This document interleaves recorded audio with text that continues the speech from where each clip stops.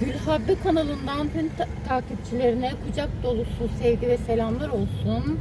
Evet sevgili dostlar, geldik Gömeç'e, Balıkesir Gömeç'teyiz. Giriş yaptık. Şehir merkezine doğru şöyle bir yolumuzu çevirdik. Ana yoldan çıktık arkadaşlar.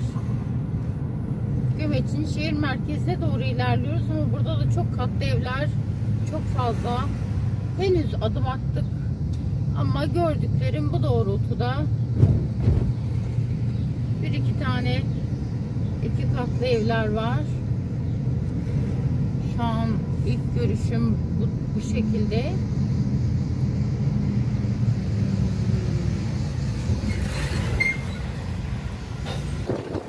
Evet, şu istikametten geldik arkadaşlar. Burada bir park yeri bulduk. Şurada kahveler var. Bakkallar falan şu tarafa doğru devam ediyor.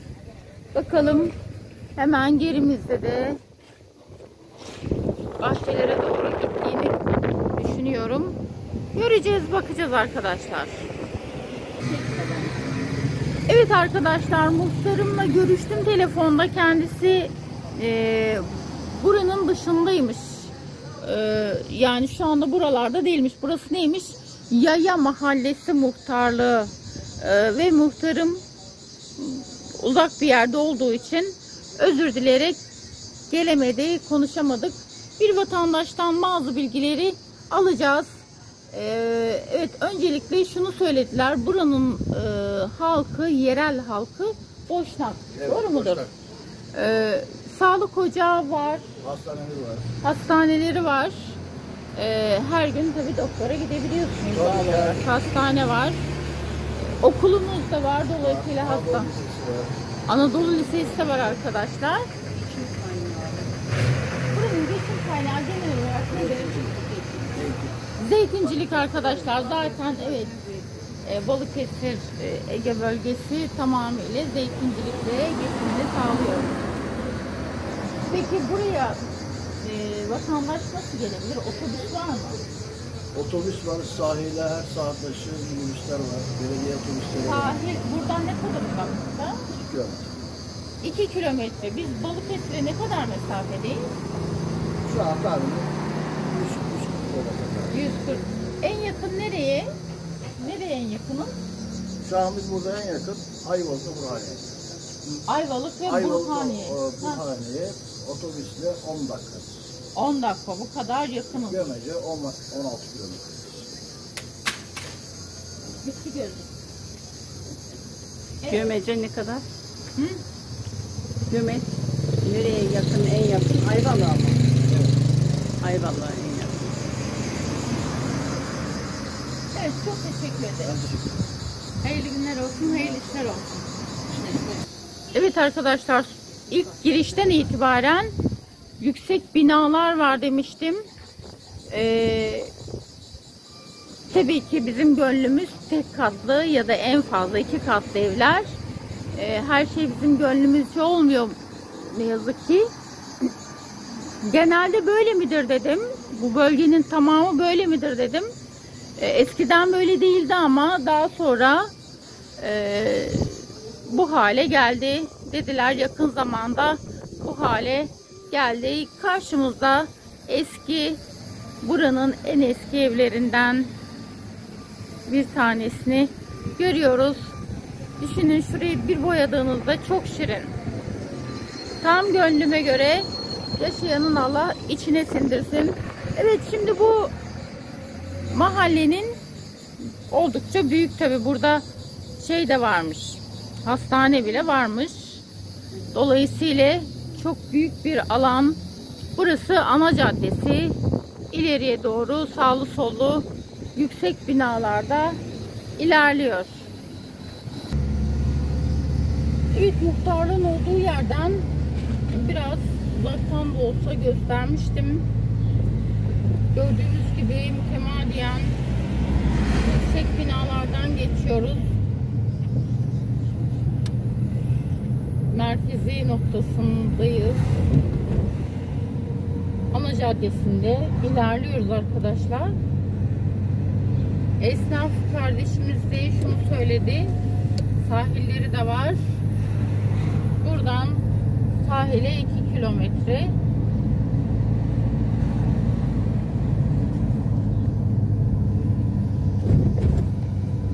Evet, oldukça büyük bir alan. Yeni yeni binalar yapılıyor. Aynen öyle. Şu anda inşaatta olan binaları da görüyoruz.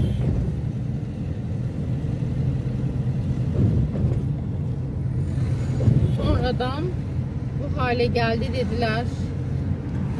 Eskiden tek katlı evler varmış.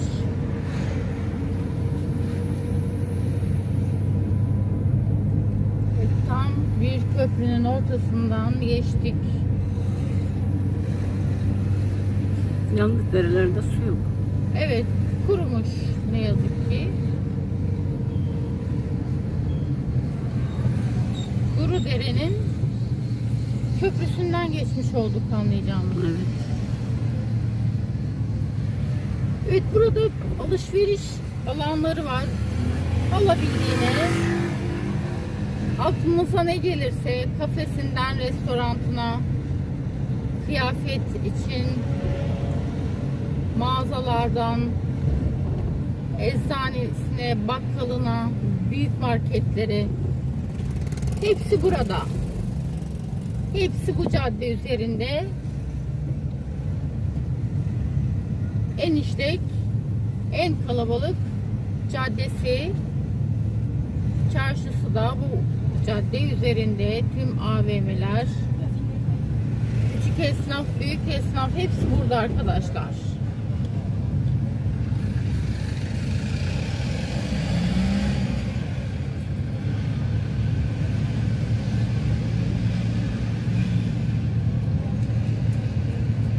Yazın zaten her yerin nüfusu artıyor genelde. Aynen, hele bir de sahili varsa Ve bir de evet. büsbütün artıyor. Evet, tam merkezi noktasındayız şu anda.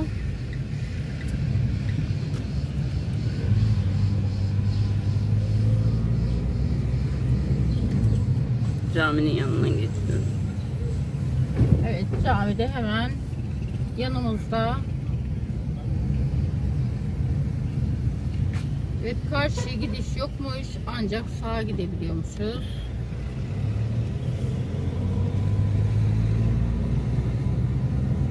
Evet, Evet. belediye otobüsü geliyor. Aynen.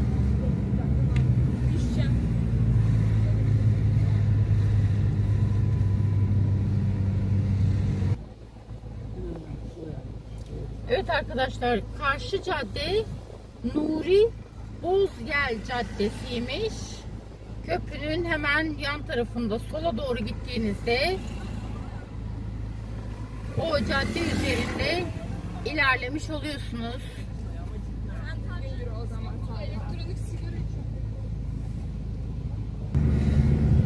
Evet arkadaşlar, burada bazı sokaklar tek yön olduğu için geldiğimiz yerden geri dönemiyoruz. Arabanın birinin peşine takıldık, gidiyoruz. Sorduk. Bu yol bizi götürecekmiş zaten. Evet, arka sokaktayız. Ana caddenin hemen arkasındayız. Burada da yeni binalar yükseliyor. Peyderpey yeni inşaatlar görüyoruz. Peyderpey yapılmış, önceden yapılmış yüksek binalar görüyoruz. Arada eski binaları da görüyoruz. Böyle bir alandayız arkadaşlar. Dediğim gibi son derece yoğunsal bir şekilde yapılanmış olan bir yer burası.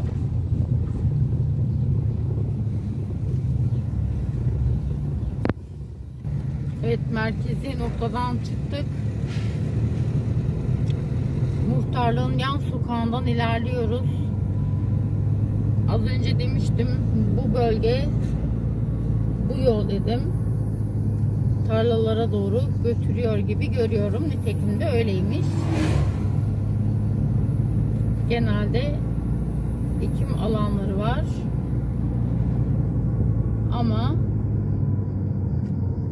büyük işletmeleri de görebiliyoruz.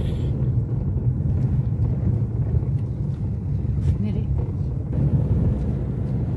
Evet, zeytin bahçelerinden geçiyoruz. Peyderpey ekim alanlarından da geçiyoruz. Şu anda sağlı solu tamamıyla zeytinlik alandayız. Arada büyük bahçeler içerisinde evlerde görmüyor değiliz.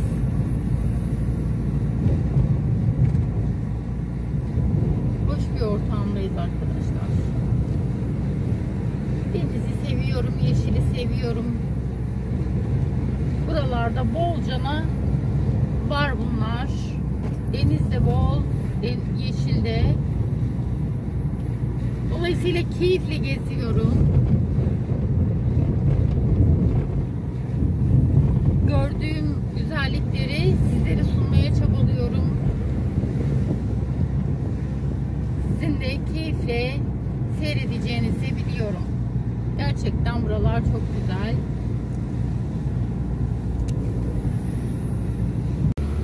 Evet arkadaşlar, Gömeç'ten çıktık. Gördüğünüz arazileri biraz geçtik, ilerledik. O yol ileriye gittiğinizde sağlı sollu sizi Gömeç'in köylerine götürüyormuş. Pardon, vatandaşa sorduk. O şekildeymiş. Sonra biz yolu geri döndük arkadaşlar. Tamamını, gidip geldiğimiz yolların tamamını çekmiyoruz, sıkmayalım sizi diye. Sahile nasıl gideriz dedik. O yolu dümdüz ana caddeye çıkıp karşıya geçtiğimizde bizi sahile götüreceğini söylediler. Buraya kadar gelmişken sahilini de çekmesek olmaz dedik. Şimdi sahile doğru ilerliyoruz. Burada da peyderpey evler var.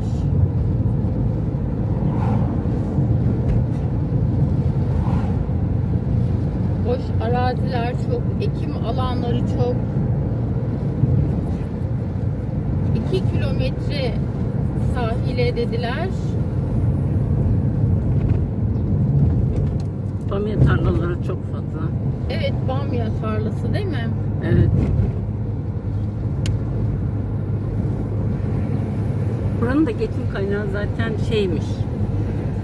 Zeytinmiş en çok yoğunsal olarak. Diğerlerinden de var. Aynen. Tabii ki diyorlar. Evet. Bamya gibi ürünlerle yetiştirip satılıyor ama temel geçim kaynağı zeytin ve zeytinyağı. Evet.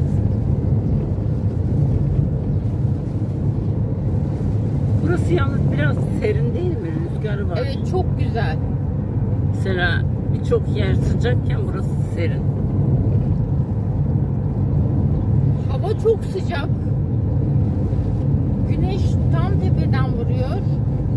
Ama rüzgar öyle güzel esiyor ki o sıcaklık sizi sıkmıyor. Ve düzlük alanı çok fazla. Ben düzlük alanı seviyorum. Düzlük alanı çok fazla ve burada yeni binalar yükseliyor arkadaşlar. Artık sahiline geldik. Sahile yakın yeni binalar yükseliyor. Sahile doğru giderken peyderpey sebze meyve satıcılarını da görüyoruz. İşleri bol olsun diyelim. Amin. Evet, harika bir yere geldik arkadaşlar.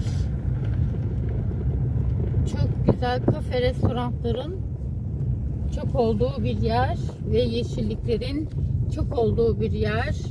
Karşıda tekneler var. Çok yoğunsal olarak.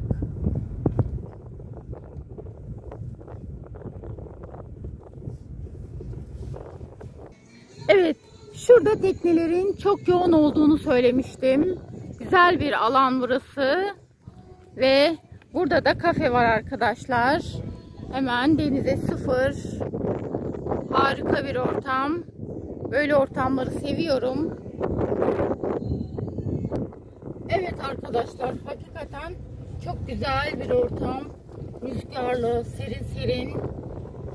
Kafeler, denize sıfır. Ortamı çok beğendim. Plajı sahilinden biraz daha ileride.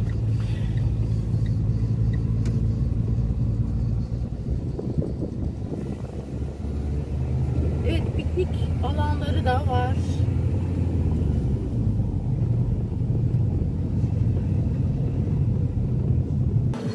Evet arkadaşlar, geldik plajına.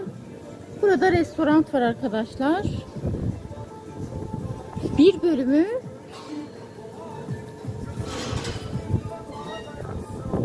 restoranta ait değil ama bir bölümü restoranta ait. Buraya geldiğinizde restoranta ait olan şezlonglardan faydalanmak istiyorsanız yemek içmek getirmeyeceksiniz. Yemek içmek yasak. Buradan yiyip içmeniz gerekiyor. Buranın plajı bu şekilde.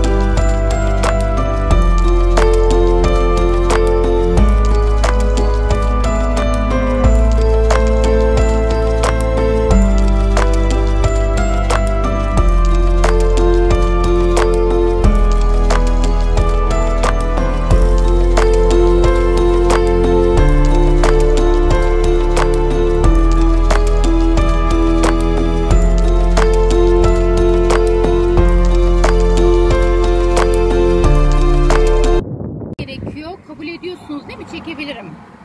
Çekebilirsiniz. Peki bu iki evden hangisi? Birincisi mi? Arkadaki. Tamam.